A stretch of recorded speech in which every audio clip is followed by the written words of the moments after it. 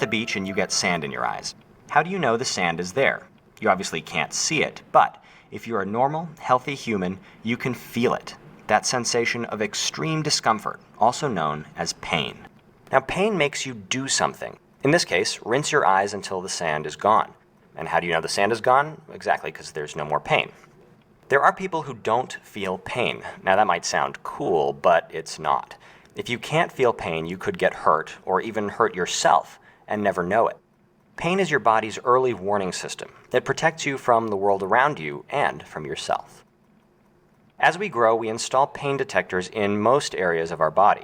These detectors are specialized nerve cells called nociceptors that stretch from your spinal cord to your skin, your muscles, your joints, your teeth, and some of your internal organs. Just like all nerve cells, they conduct electrical signals, sending information from wherever they're located back to your brain. But unlike other nerve cells, nociceptors only fire if something happens that could cause or is causing damage. So, gently touch the tip of a needle. You'll feel the metal, and those are your regular nerve cells, but you won't feel any pain. Now, the harder you push against the needle, the closer you get to the nociceptor threshold. Push hard enough, and you'll cross that threshold and the nociceptors fire, telling your body to stop doing whatever you're doing. But the pain threshold isn't set in stone. Certain chemicals can tune nociceptors, lowering their threshold for pain. Now, when cells are damaged, they and other nearby cells start producing these tuning chemicals like crazy, lowering the nociceptor's threshold to the point where just touch can cause pain. And this is where over-the-counter painkillers come in. Aspirin and ibuprofen block production of one class of these tuning chemicals, called prostaglandins. Let's take a look at how they do that.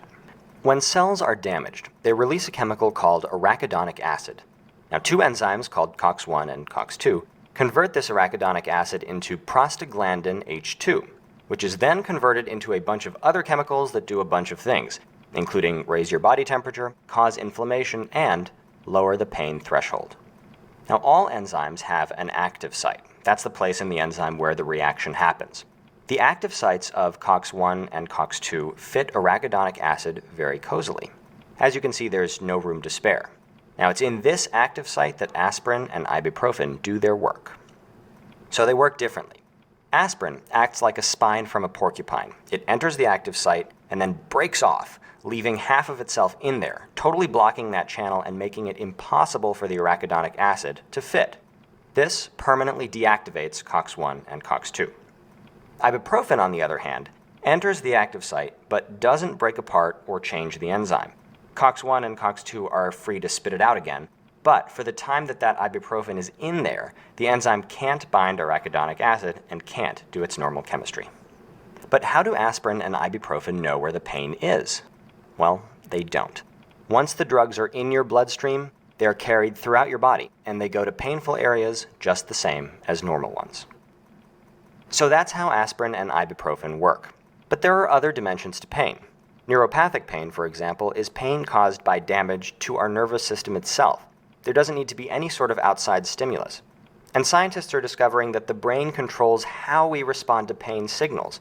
For example, how much pain you feel can depend on whether you're paying attention to the pain or even your mood. So pain is an area of active research. If we can understand it better, maybe we can help people manage it better.